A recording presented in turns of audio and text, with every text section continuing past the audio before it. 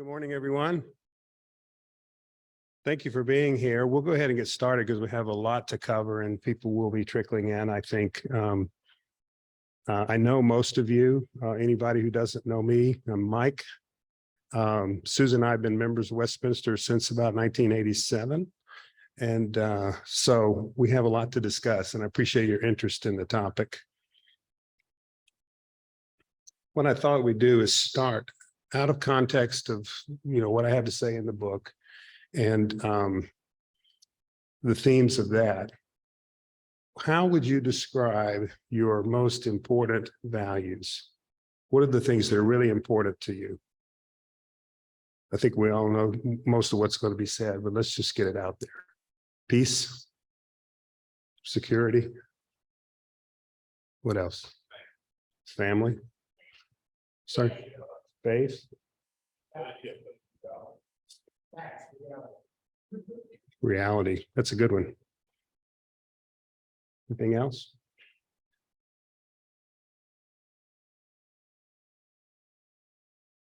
The second step here is to, and one of the things that I deal with in the book is confidence in those values.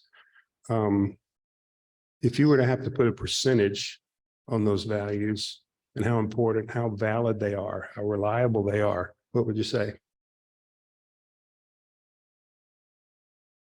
They right about half the time?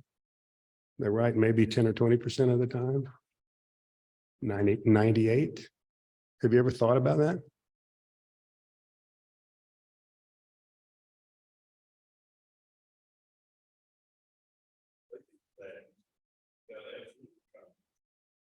Okay.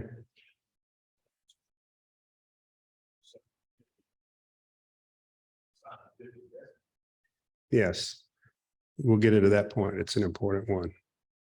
Any other comments about that? Part of what we're going to talk about is value rivalry and how many values compete with one another, and we have to give up some on one or the other. We have this in our tradition. This is really not from the book because it's not specifically a Presbyterian or religious book. We have this in our scripture. We want to do what's good and don't. Do we know what's good? Bob, you just said 100% on your values.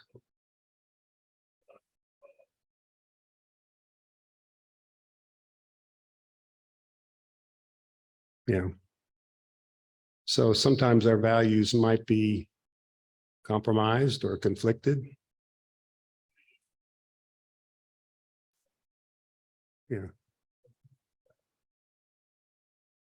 Well, exactly. We live in groups, don't we? So it's not just one of us, but there's a lot of answers to the question.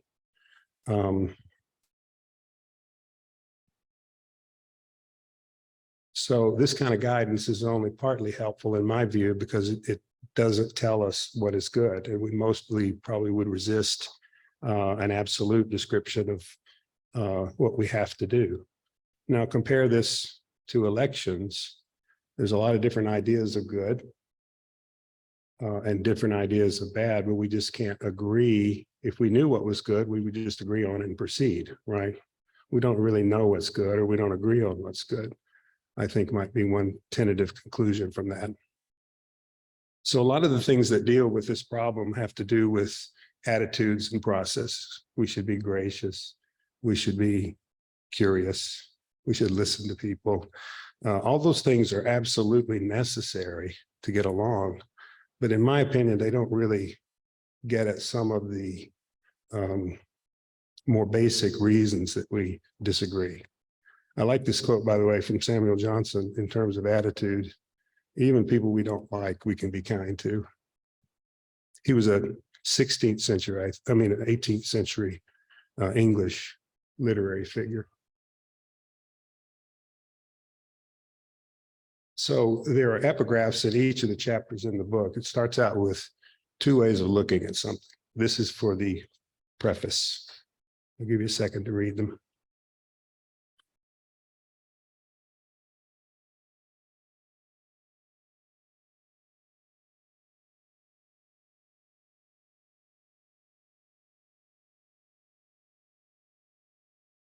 Have any of you seen these quotes before or thought along these lines before?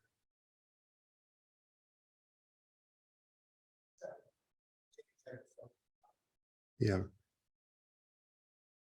I think these set the tone for what we're going to be talking about, because these values are in conflict and we have to balance them. We have to sort of rank them, accept some, subdue others, depending on the situation.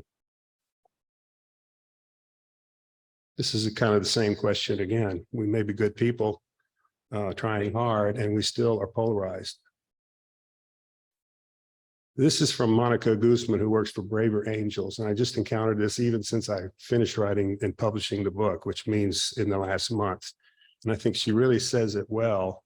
A lot of times we think that people that oppose us hate what we love, and they're out to get what we love. That certainly seems to describe a lot of the behavior that we see in the popular culture these days. Would you agree? So let's start in with a few of these values. Equality is really much in the conversation these days. How many believe it's really important, or is it kind of important? Really important? Top importance? Anybody think that it's kind of so-so?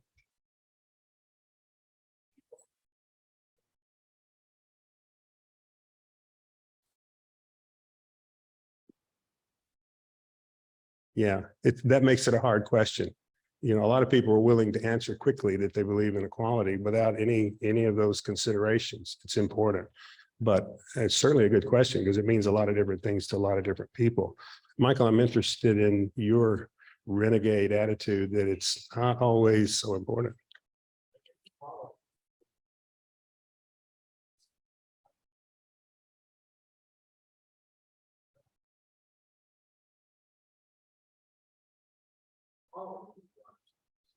Yeah.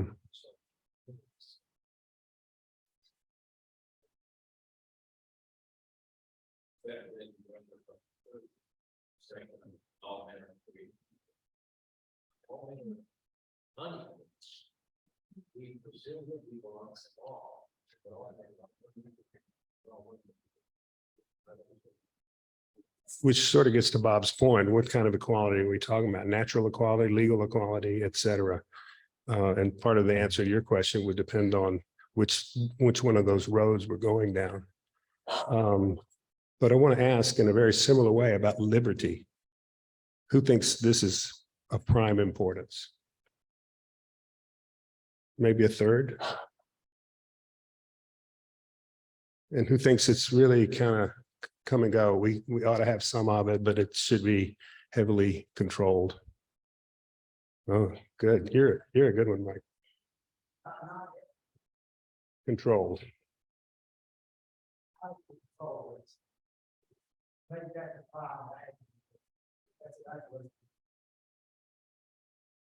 This is not one of the trade-offs that's dealt with in this book. Some of you who've seen it, and Bob right away got the book and said there's a 1 on the spine. What does that mean? It means it's volume 1 because there's a lot more to come if people are interested in this. So liberty and equality is one of the future trade-offs to discuss. But take a look. Did everyone know who Will and Ariel Durant are? Yeah, they wrote this long story of civilization, like an encyclopedia length. And at the end, they wrote a book called The Lessons of History, 150 pages. And this is from that book.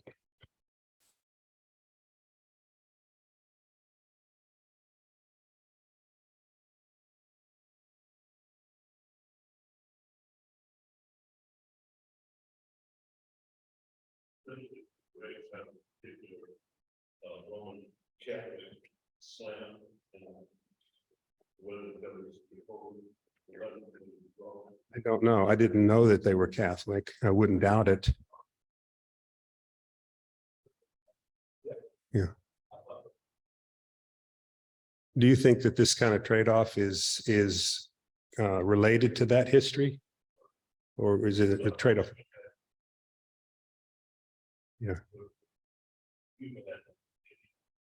No, I don't know. This is a rather unflinching look at a give or take zero-sum kind of thing, right? We can have more equality, but if we do, we have less liberty. Right. I happen to believe this strongly, and I'm sort of with Mike. We are unequal. We're different, and we're unequal simply because of that. We can't be made to be the same if we understand equality is the same. So you end up with, excuse me, other kinds of equality, like legal equality. Everybody deserves a fair chance, a square deal, that kind of thing. But that's kind of not what we talk about in our culture these days about what equality means. We need similar outcomes. And we can't have similar outcomes. We have different burdens, different abilities, different talents. And to achieve even a close approximation of equality would require massive impingements on liberty. This is another way of saying the same thing. It's shorter. This guy is a think tank kind of guy, an economics professor. So let's take a look at another one. We hear peace all the time, especially in our religious tradition. Is it important? Most of us agree that it is. Michael, you want to disagree with that one?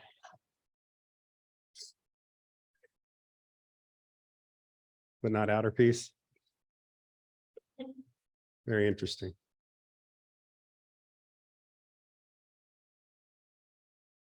What about this one? We normally encounter these independently, right? And somebody talks about being righteous, being good, we're all for it. But we don't see the hidden alternative or the hidden cost because righteousness is often unpeaceful. You know, one of the examples I use in my book is, you know, my mother used to make me practice piano a lot more than I wanted to. But it was anything but peaceful, and I'm glad that she did it. A lot of things that we do, David Brooks is very articulate on this, that the things we admire in people are the things that are hard, the things that cost them. And they give up peace, particular peace of mind, in order to accomplish some of those things. So these things are directly competitive, you might say. Would anyone disagree with this idea that these generally align with the idea of being at ease or being in a contest, being in a fight? This is one of the major themes of the first chapter of Deep Trade-Offs, that we always have this conflict about whether to strive or rest. Take a look at what Einstein says.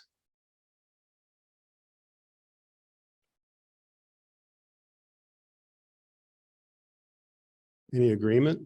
Disagreement?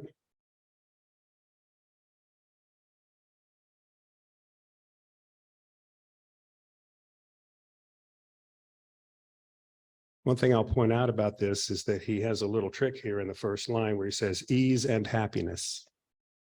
Those are not necessarily the same thing, although we tend to think of happiness as being unburdened, being on vacation, being joyous, being unconflicted, not having people yell at us, right? It's not necessarily quite the same, but he's clearly on the idea of, on the side of ease and peace and an absence of conflict. Now let's add this. Has anybody ever said this?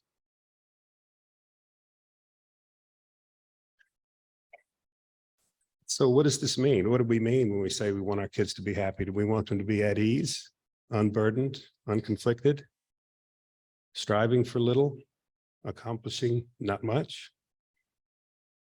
It's really not what we mean, right? We mean we want them to have a good, free from anxiety.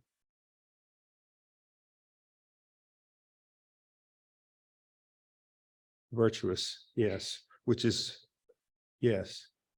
Which is sort of along the lines of what Einstein said, right?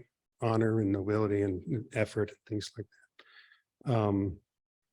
The point here is that we say these things independently of context, and we don't realize what we're giving up when we affirm these values.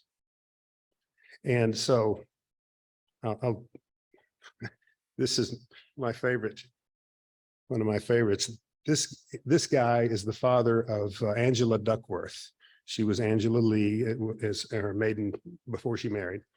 And she wrote the book Grit, Many of you have heard of that. It's about being tenacious, and over a long time, that success is more controlled by effort, steady, long-term effort with a lot of failures along the way. It is not peaceful, it's hard. And that's what some of the most successful people have done over long periods of time. She got this from her father. He was, I think, an immigrant. He was an industrial chemist at DuPont. Yes. Yeah.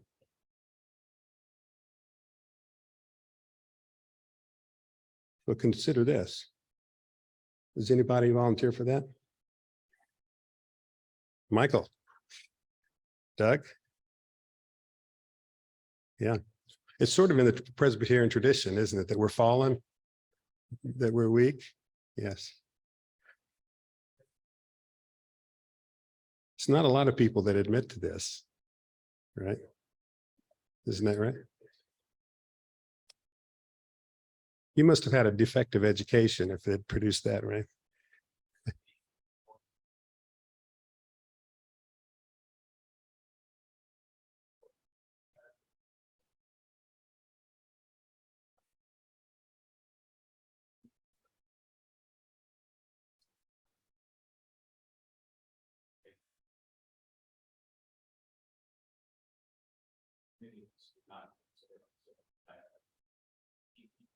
Yeah. You know, it's one of the things I most treasure about our Presbyterian tradition is that we focus on that and we remind ourselves that we're not all that we think we are.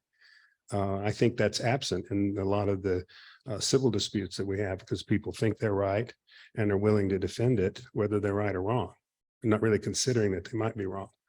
And we'll talk a little bit about the psychological things behind that. And those are these. You heard of confirmation bias? It's a well-known bias to psychologists. By the way, they have documented well over 100 biases that we have in our brains. They're shortcuts. Michael's a neurologist. He's nodding his head. He knows this very well. By the way, scholarly attention to this is only 20 or 30 years old. They were just starting to talk about this when I went to business school, because every one of us thought we're rational, reasonable people. We look at the evidence and we make a judicious choice, and we generally do it well, right? Now these psychologists are beginning to say that's not at all true, that we have beliefs that we take into a situation. We judge what we hear based on that belief, and we reject it or accept it by whether it conforms to our worldview. And we're looking for ways to confirm. And so to extend this, that makes us partial, makes us unbalanced, and it makes us disrespectful of competing ideas.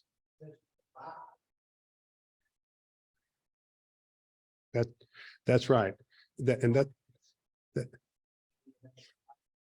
That's exactly right. The way I've remember some psychologists describing this is that we go into situations looking to survive and to have our belief system survive. Because if our belief system's wrong, we're not going to do very well. We need it to be right, and we need to defend that it's right. So when these belief systems clash, we're not generally listening to improve ours. We're 100%, Bob, right? We're 100% convinced that our values are the right ones. So we're not. You might say that. You might say that. And that's one of the processes that, we talked on a minute ago, is that people emphasize that aspect of behavior. What I'm trying to dig at is the values underneath it that make us behave that way, right? So we often, and I'll give you an example. I just read something this morning. I'll just tell you now. Somebody sent me an email wanting me to read a book about Laodicea. How do you say that, guy? In Turkey, Laodicea. Okay. Laodicea was a prosperous Christian city, but Christ's letter to the church there contained a harsh rebuke. The church's complacent and pleasure-seeking nature was not compatible with the nature of Christ. There's still time to answer Christ's knock on the door. This was a city known for self-reliance, bankers, garments. Christ called the church to put worldly things aside and become passionate again about living for the kingdom. Does that resonate with anybody about what we've been talking about? It's about righteousness. It's not peaceful. It's also not very balanced, right? It's an advocacy. So by the way, in advocacy media, we hear this all the time. It used to be that people, tried to, what was the Saturday Night Live joke about the Dick and Jane, where they pretended to be balanced, but they were really pretty violently not. The other part of this, and some of you will recognize these habits, once we see a need to confirm what we already believe, we start reasoning to defend that belief. It's called motivated reasoning. It's very familiar to psychologists. And these are two giveaways. We're not listening to change our views because we're already 100%.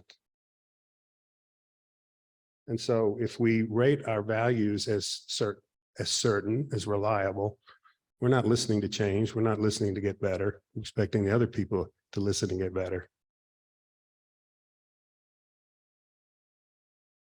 So these are universal tendencies, and they're subconscious. We're not really even aware of them. Okay, so let's talk about how this book came about. I grew up in Donaldson, had an uncle that was an engineer that designed the scanner systems for IBM, and I just wanted to be Bill Steele. And so I went to engineering school, and so I'm educated originally as an engineer, and that'll become important as we go down the list. I went to business school because I felt like in engineering school, I was being trained for a profession rather than being educated more broadly. I'm really curious about a lot of things like philosophy, and I wasn't getting it. So I sort of shifted to business. And then when I came back to Nashville, went back to Vanderbilt and got another degree in the humanities. So all three of those kind of perspectives come into the discussion that the book presents. I moved to Nashville to start a business called Knowledge Products. And Susan and I joined Westminster, I think, in 1987, after moving back here in 85. So for about 15 years, I was working on audio productions on the great ideas of history. And we used a lot of quotes. In this book, there's about 277 sources, 315 quotes with a narrative that kind of connects them together. So it's not really about what I think, it's about looking at what other people think and how these things relate to one another. In the mid-90s, we had gone beyond philosophy and economics and science and religion, and we decided to try moral problems of our age. And during this experience as the general editor of this, I started to see these are not problems like problems as I understand them as an engineer. They're not solvable like an engineering problem is. There's no equation that's going to address it. These are separately valid imperatives, principles, values, beliefs that are in conflict, and they're not resolvable. And the one that stood out to me is abortion, because autonomy is a value that any person in a free society should rate very highly. But so is respect for life, so is respect for law. And there are several others that get mixed in, and it's not resolvable. So I began to see these dualities in what I call dualities, sometimes binaries. KC gave a sermon one Sunday on justice and mercy. In the Presbyterian tradition, he said, if we got what we deserved, we might not like it. So we depend on grace and mercy. Well, I've been saying the Pledge of Allegiance and the flag for a long time. And they say justice and mercy for all, liberty and equality. Those things come, and we believe in them both. We might think they're 100% values, but we can't have them 100% because they compete. Another thing I saw during that period is attributed to James Michener. There's a little bit of controversy about whether it's Michener. And I'll show you this quote in length later. Actually, I should just read it. Our dreams, see the permanent tragedy of life is to confuse dreams with reality. And the permanent failure of life is to give up on our dreams, basically is what it says.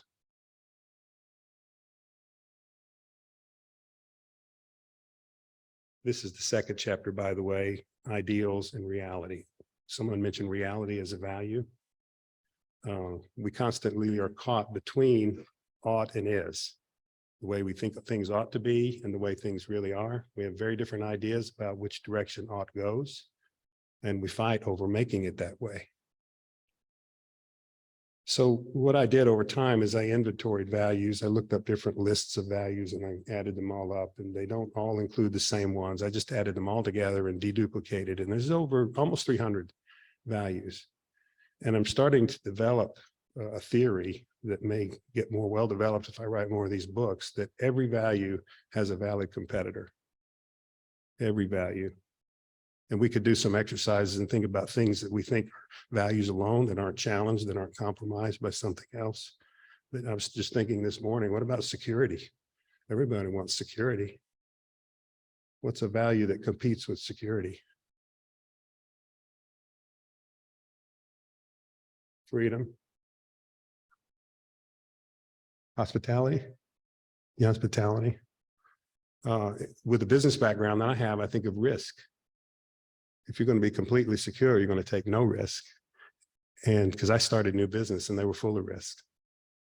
And so without risk, you have very little change and very little innovation. Right. So the theory, the thesis of this book is that polarization is highly energized by value conflicts that we don't recognize. We know them. We all know these values. When we talk about them, we see that they're somewhat in conflict, but we hear about equality and we're all for it. We hear about liberty and we're all for it, but we're not making the trade-off because they're not often presented. And once you start to think this way, you start to see these everywhere. I saw it this morning in an email that came, and it was a very vigorous advocacy of some kind of righteousness. And I can recognize right away that they are advocating no peace. Oh, I went backwards somehow.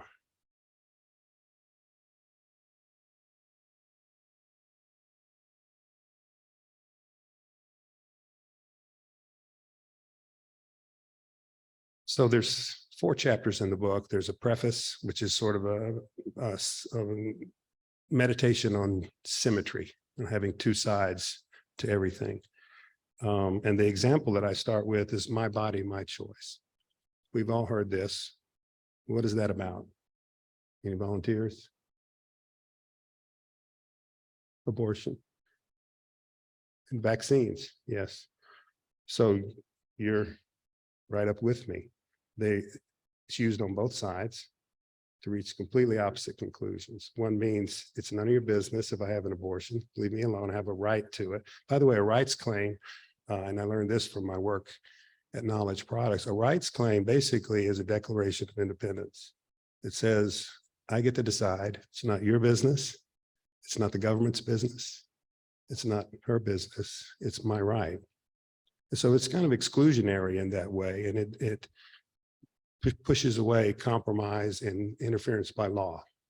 And that's what really both sides are saying on abortion and on vaccination. You have no right to tell me I have to take a vaccination, right?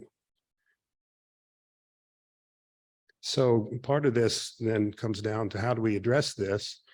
A lot of people address these problems by declaring their rights and being rather demonstrative about how they ought to be left alone. Other people focus on relationships and how do we enter a dialogue with somebody that gets to some agreement. Those are generally foreclosed by a lot of the way we talk to one another. Biases, we have hundreds of them. They're normal. If you hear about this in the popular culture, it's a deviancy that's got to be fixed right away. Right? Prejudice, I think, can be understood the same way. It's a prejudgment. We all have prejudgments unless we don't believe anything, unless we don't prefer anything.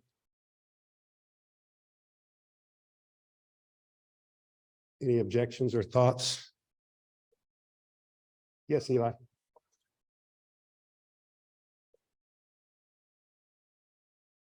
Yes.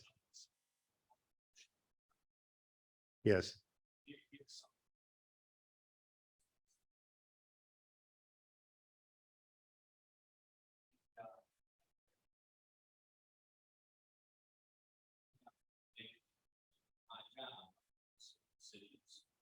you can see is that some people agree with me, some don't. These sorts of decisions in a legal sense, they're very much subjective and often evaluated. And what you're going to see all the time is that judges don't see it the same way. It's subjective, there's no absolute right answer. And I think it's important to realize, just like professions, and people do that all the time. When they make these choices, including about choice or other ones, they are subjective. And part of what is so important about what you're saying is a lot of times people will look at subjective choices that we make about whether one matters or the other. They'll sort of act like the other person is like almost factually wrong, and they're really not. It's subjective at all, and they may see a slightly different definition of that person. For anyone who doesn't know, Eli is a federal judge, so he knows whereof he speaks.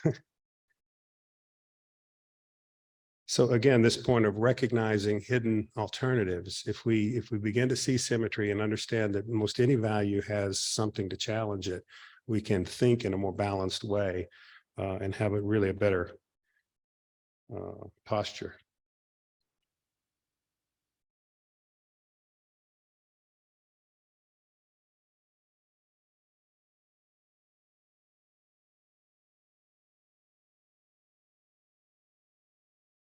You get the idea, I think, that these are two facially opposite ways of encountering life. You know, are they both wrong? Are they both right?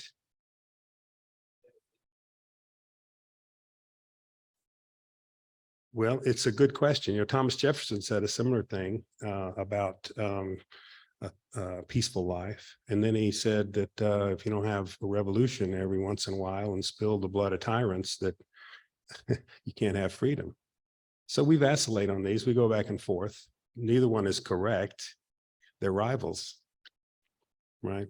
There's a couple of themes. So now I'm basically taking you through the chapters. We talked about the introduction, which is about symmetry and this whole idea that there's balance in values. And then there's 3 chapters about specific value conflicts. Okay, one of them is peace and striving, you know, rest or confrontation. You can put a bunch of names around that, but we do this all the time. We decide what we're going to fight about and what we're going to accept and forgive and live with.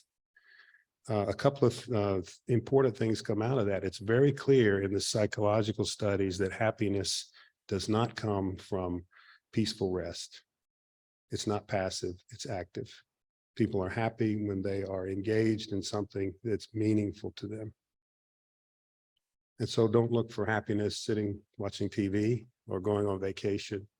I have a cousin that read this. He said, I never realized that on my vacations, I'm really looking for things. I'm getting collections. I'm out doing things that are meaningful to me. So retirement and passivity is not the way to be happy. So activity is the way to find meaning. So that's one of the themes that comes out of this chapter. Each chapter is about 40 or 50 pages. So then what are we striving for?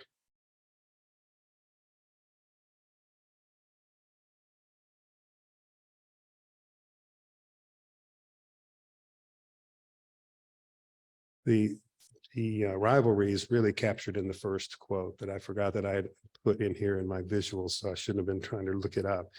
But the second one is interesting to me because it's challenging the way we think about perfection and utopias. This chapter starts off with a discussion of several attempts at building utopias. They fail within 2 years. And there's never been a successful utopia.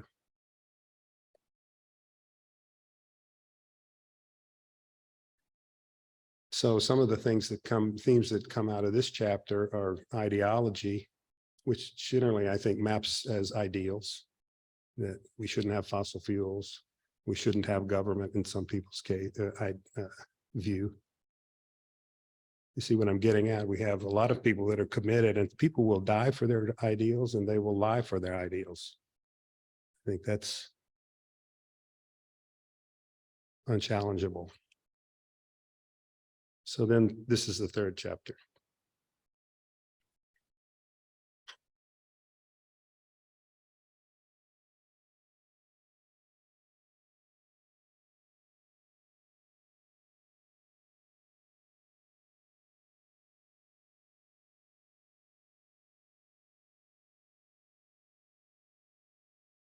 Yes, Jackie.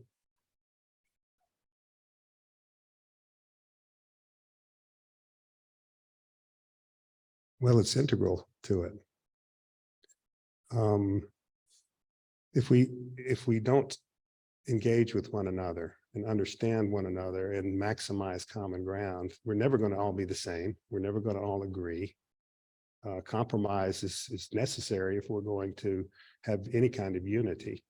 And yes, at least things that people can accept. I may not like what you do, but I'm willing to accept it because it's the price of liberty.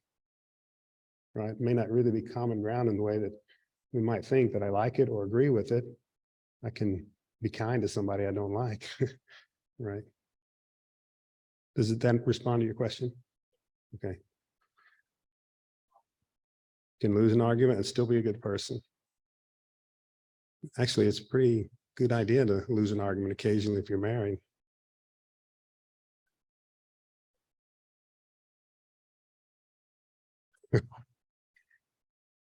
One of the things interesting about this chapter, and I say it, who believes that there's a rivalry between honesty and deception?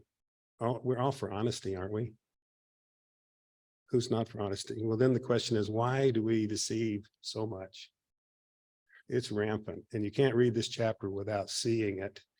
We all are deceiving ourselves and other people all the time. We will claim that we're honest right after telling our kids about Santa Claus. Okay, the point is not that we're bad to tell them it's Santa Claus, it's that there's another value that's being sought by telling that story. It's to give our children joy. And so we engage in lots of fictions because they give us joy.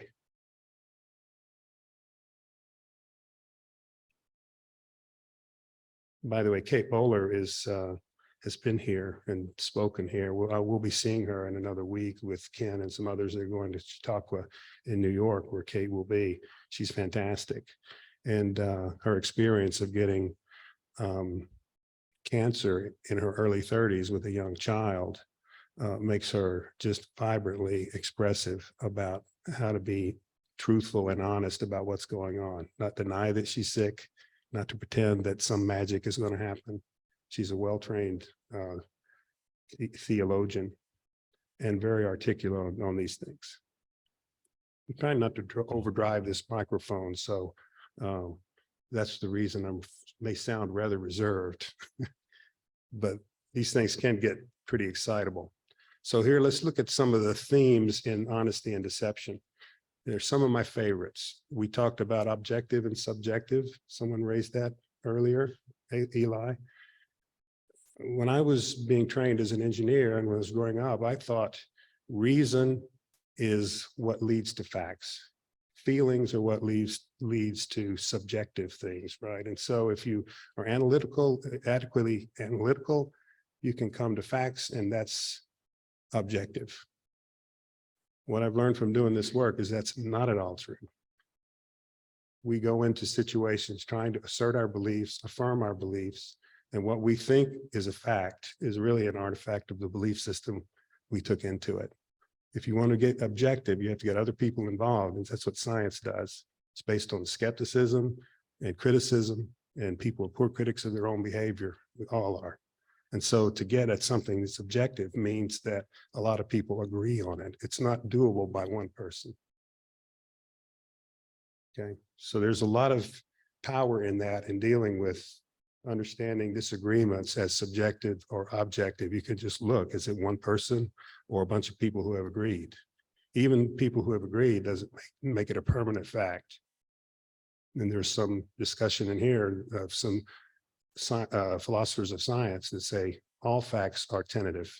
They're capable of being overturned by new evidence, right? We thought Newton's laws describe motion. Well, they do within this frame of reference, but they don't at the cosmological scale for planets. They don't at the subatomic scale. They're not overturned. They're not false. They're just not adequate. They're half-truths. And I think there's a lot of reason to say almost everything we know is a half-truth, because it's challengeable by another truth, and it only applies in some situations. Okay, we think we see things as they are, don't we? We see things as we are. That's what psychologists say. Michael's a neurologist. He's very familiar with this. We take our belief systems into things and we impose it on what we see. And we see what we expect to see or what we want to see, what we hope to see.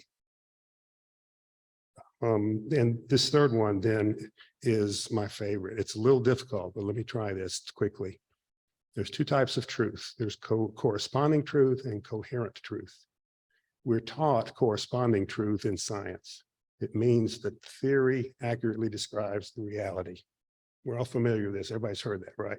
It's what we think truth is. There's a lot of things that we don't have evidence for, particularly metaphysical things that are important to us in religion, in church.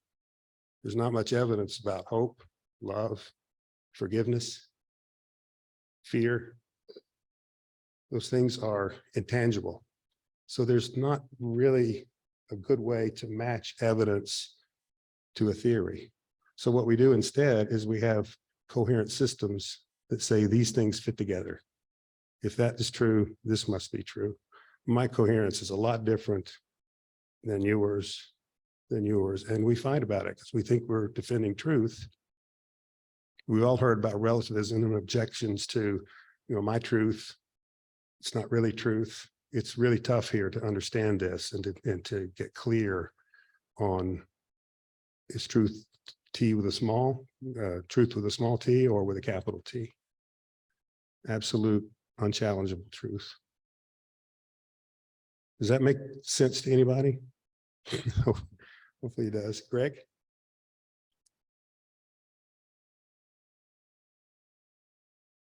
Yes, I think so. I would think so. Yes.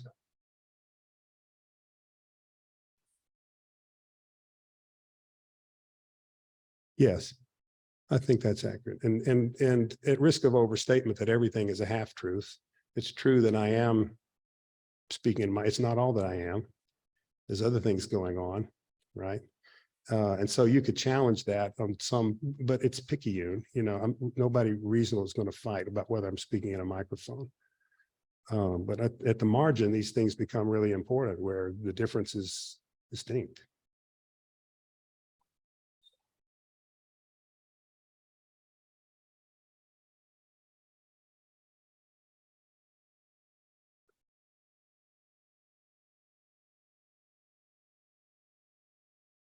She's, I think, speaking of her experience as a mother, as a religious person, and the things that she holds very dear. And to her, I think what she's saying is, I'm sick. And I need to acknowledge that I'm sick, not pretend that I'm not, and face that and all of the theological things that go with that. It's really a very admirable thing. A lot of people hope for miracle cures and things like that. Who would take that away from anybody, right? What I understand her to be saying here is that she's found peace by looking reality square in the eye and admitting it. I think so. I think so. I don't think she's making a huge metaphysical claim. Do you know, Ken? Am I right on that? Okay.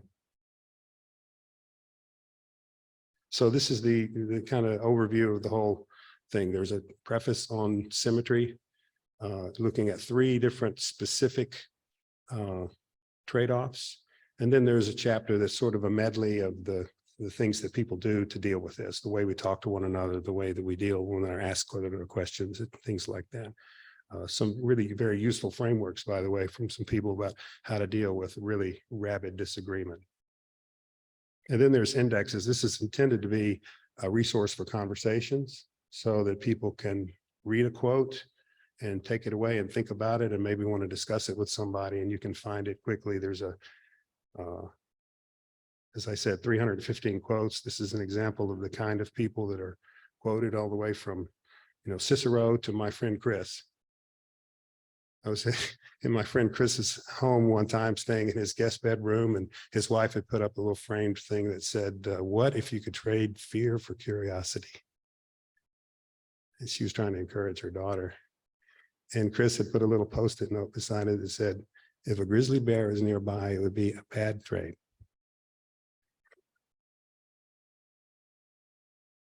Here's another trade-off for you.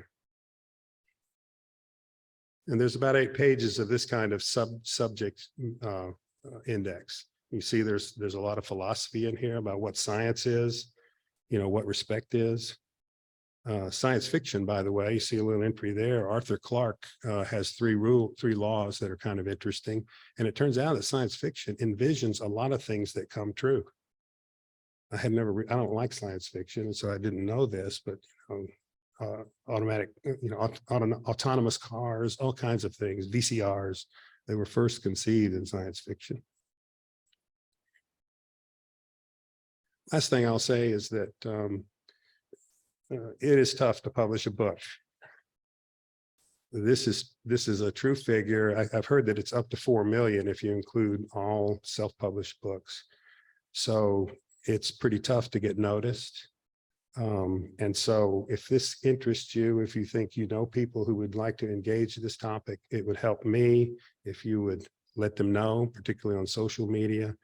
And I'm looking for feedback as well, because yes, sir.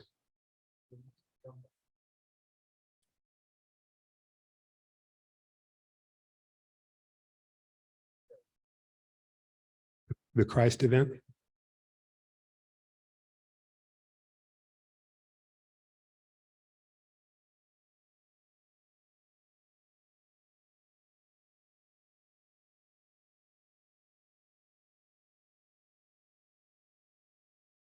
Yes. Pardon me? I'll repeat.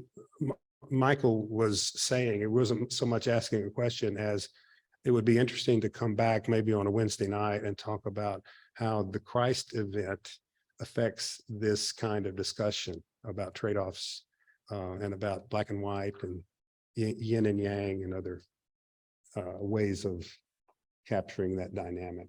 Is that?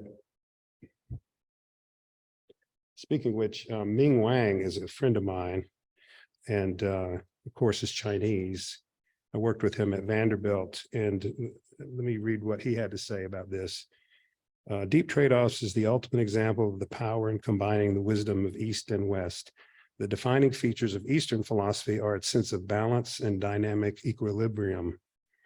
The yin and yang symbol signifies not only what is apparent to most, such as a sense of balance, complementation, and completion of each other, but also a much deeper insight that extreme behaviors can achieve the opposite of the desired result.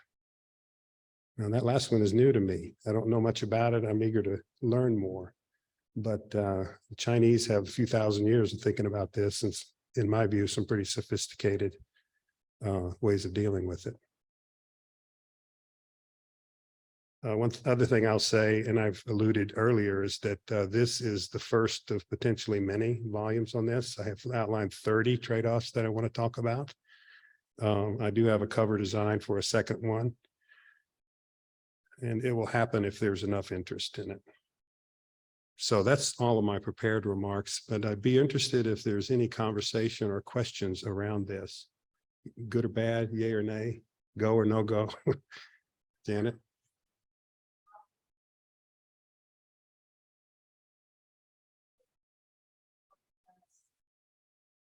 In ways they're not either or, but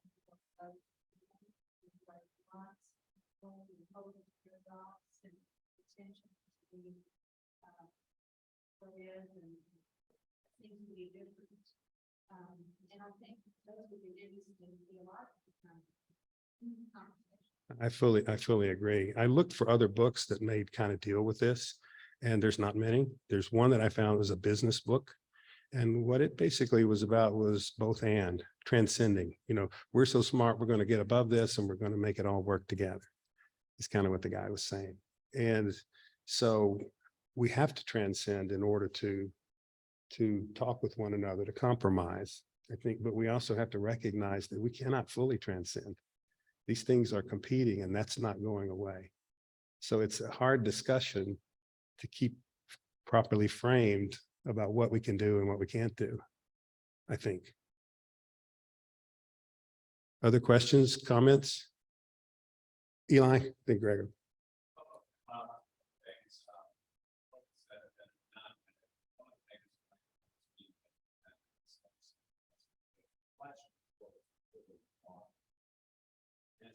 it's a fun thing because too many people like these sort of share a certain percent of almost victim mentality, sort of victim statement.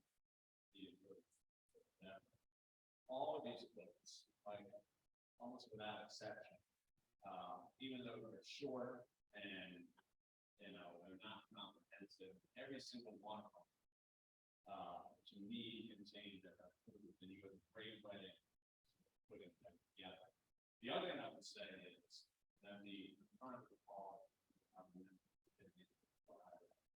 a major trade-off these days is trade-off the value of free speech and exchanging ideas versus avoiding people's enormous issues. Right, right. Yeah, one of the future chapters is on law and discretion. It's a proxy for freedom, right? But what needs to be controlled and what really ought to be left to people's conscience. When I get to Greg, but I'll say I have a cousin that read this early on, and her experience was of engaging a conversation with these quotes, the people that are quoted, because she was hearing them say what they had to say, hearing someone with an opposing view what they had to say, and she had her own thoughts. And so she experienced it as a conversation she was having with great thinkers. And I like that way of experiencing the book. Greg?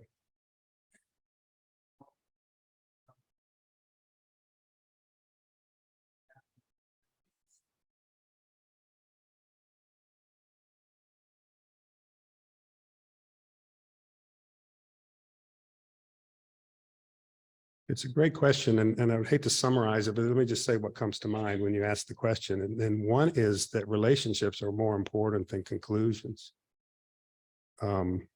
People are not convinced by, they're not argued into accepting something, they're loved into it. Sophie, by the way, that was something in a bulletin here. She was recruiting people for Sunday school, and she said kids are loved into the faith. They're not convinced into it. And I think that's an important thing to reason. So the relationship comes before the agreement.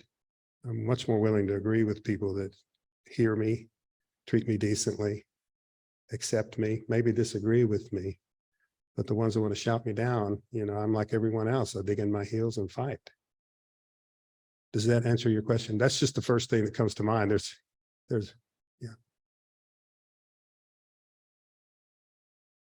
Any other thoughts or questions, Paul?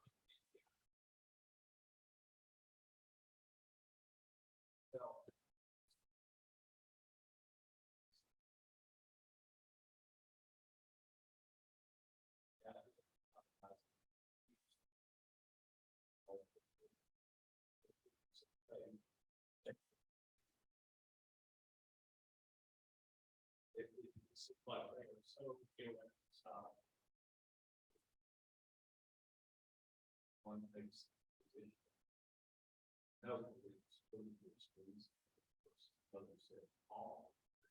Well, no compromise is going,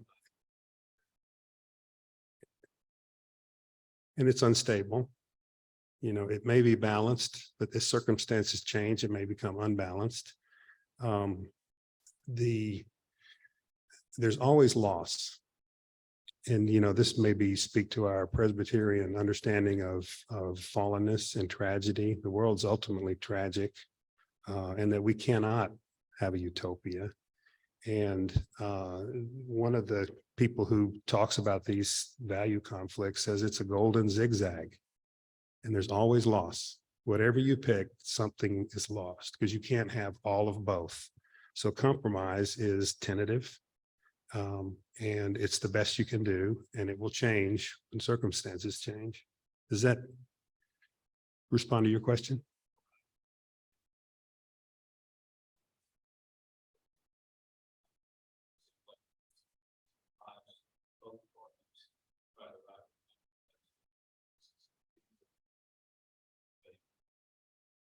One thing worth saying is that a lot of times people are now looking for the science to resolve their disputes, you know, and then we get into arguments about what facts are.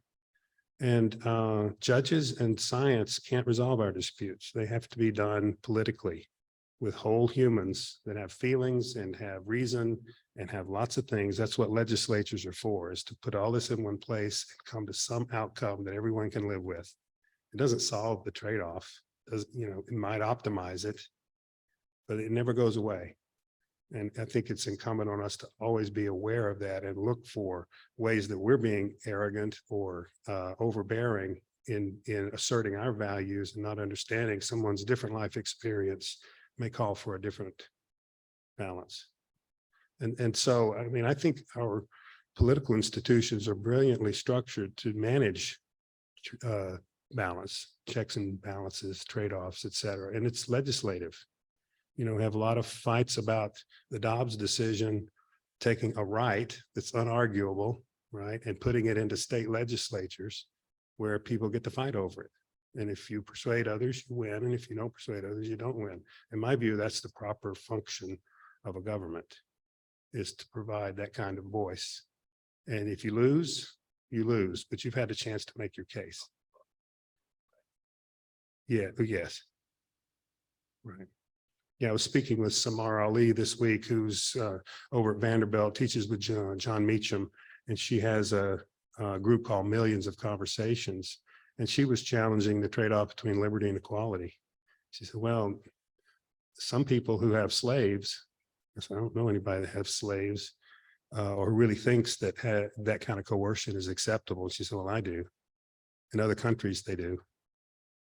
She knows people that subject people very heavily. And so that liberty equality equation or balance takes a different meaning, and where people believe it's acceptable to subject other people, subdue them and own them.